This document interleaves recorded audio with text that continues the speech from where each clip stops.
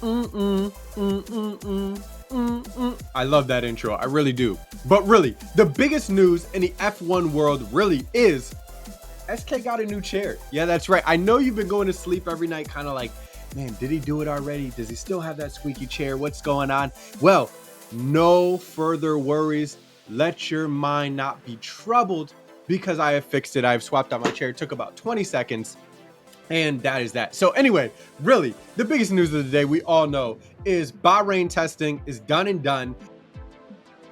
2025 testing season is over with. And I kind of want to do a little bit different format than I've done in previous years. So that's kind of typical than just run down the format. These are the numbers. This is what happened. Da, da, da. I got a couple of video clips that I watched throughout the week.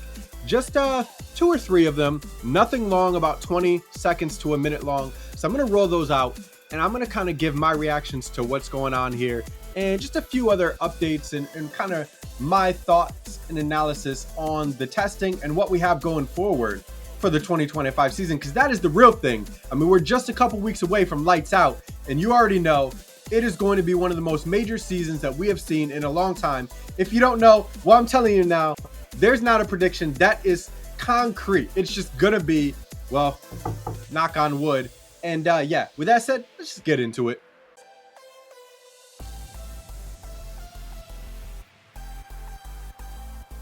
All right, so the first video I have is from the race, and it's kind of their introduction to, everything that we learned throughout the testing. So let's just roll it.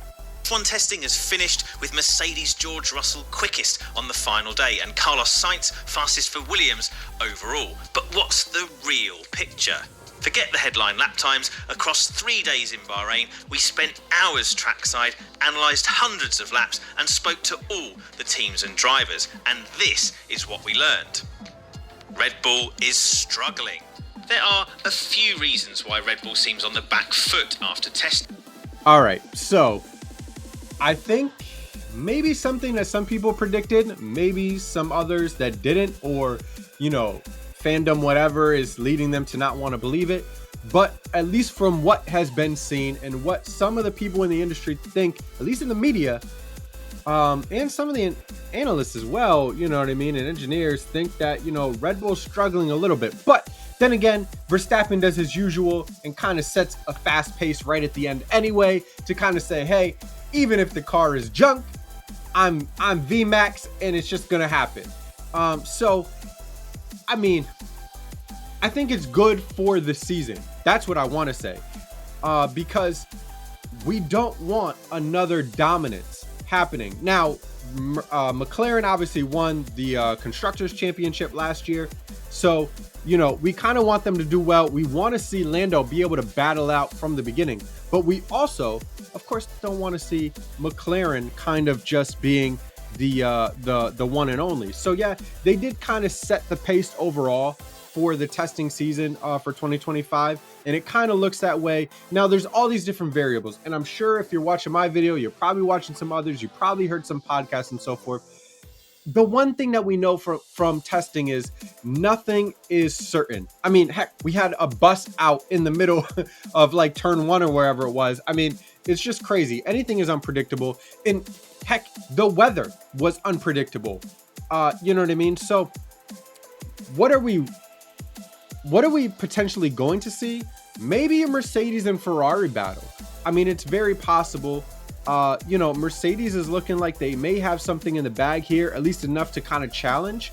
And if it's kind of McLaren running away from it, are we going to see Ferrari and potentially Mercedes kind of be the best of the rest right there with, with Max Verstappen kind of clipping off a win here and there and so forth? Who knows? That can kind of make it for an interesting day, because even still, if McLaren is kind of coming out on top, these other drivers are going to be right there. And then Lando still has to compete with Piastri. And I think that's one of the strongest lineups for drivers that has been around in a while, other than now we have Charles and Hamilton. So, you know what I mean? I think it's going to make it for a very interesting time. Now, One other clip, like I said, I want to roll a few of those here. So, I was listening to Sky F1's podcast, and they had some very interesting views on something similar like this. So, perfect time. You see that transition there? Let's just roll it. I think is very exciting about the McLaren is that their upgrades for the last 2 years have been working. We've not seen much go on that car that's not worked. So I think that's exciting for the changes they make. It always worries me a little bit when teams that have totally revolutionised their car, a totally different car springs out at the first day of test. It's like, is that the right way to go or the wrong way to go? How can they be so sure in their analysis? And I think, let's see. We'll have to have a really good luck when we get to Spain, what the running order is at that point, and then how that changes going forward. Spain's a big one because it's a big aero track. So, Will it be, Simon, that then Spain, everyone gets pegged back on their flexi front wings, and Red Bull, having played a political blinder in changing the FIA's mind to be, do you know what? We've measured it all. We think it's pretty much okay. What changed the FIA's mind over the winter to say, actually, it's not okay? And there's going to be a rear wing change for the start of the season. There's going to be a front wing change for Spain. And will that wipe out the Ferrari and the McLaren advantage of the end of last year?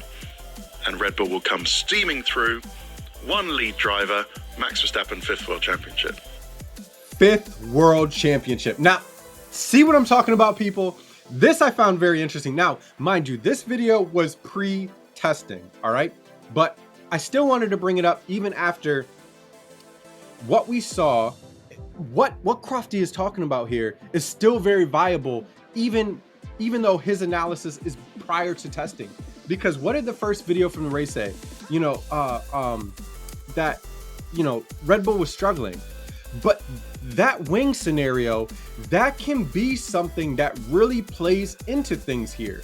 Now, last season, McLaren did have to go back and adjust things a little bit, but we saw that their pace, even from Miami on, it didn't really affect it too much. But there's a lot of things changing here. You have Ferrari with a whole new concept kind of at the last iteration of this generation. You know what I mean? And so you got Oscar and Lando battling it out for points. You can see a situation where something like this throws a monkey wrench into some of the teams. And again, what did I say from the beginning? Max, even with a junk car, we'll call it a junk car, you know what I mean? Just will throw everything out there anyway and just watch it stick dead on bullseye. So, I mean, I love this analysis, and this is the kind of thing, while I said I don't want a Red Bull dominance, but this is Formula One, people. I want to see people race. I want to live for that thrill. So no matter who I'm kind of vying for, and this year and that year, this team, I want to see good racing, and this could make something very interesting. So I love Crofty's analysis here. Let me know what you think in the comment section down below. Do you think this is possible? Is it pie in the sky? What are you hoping for? All of that. And while you're there, hit the like button, hit that subscribe button. Now, I want to end with something, and I believe it's from Formula Today. And yes, and I just want to get into this analysis about some Ferrari, because Ferrari's been dominating the headlines. If you don't know, check out some of my other videos.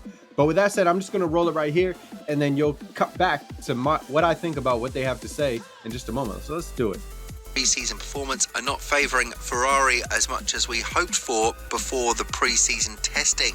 Of course, there is still work to be done, and we can't rely solely on these results, but it's definitely a challenge that needs to be tackled as soon as possible, because the team is entering the season with a brand new car that is giving the drivers mixed feelings about what they should expect from the first race.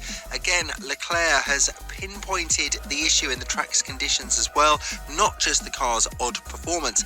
And when talking about it, he said, "It's a bit difficult to confirm the feelings I have for the SF25 because I don't think I've ever experienced Bahrain like this before. It was cold and rainy.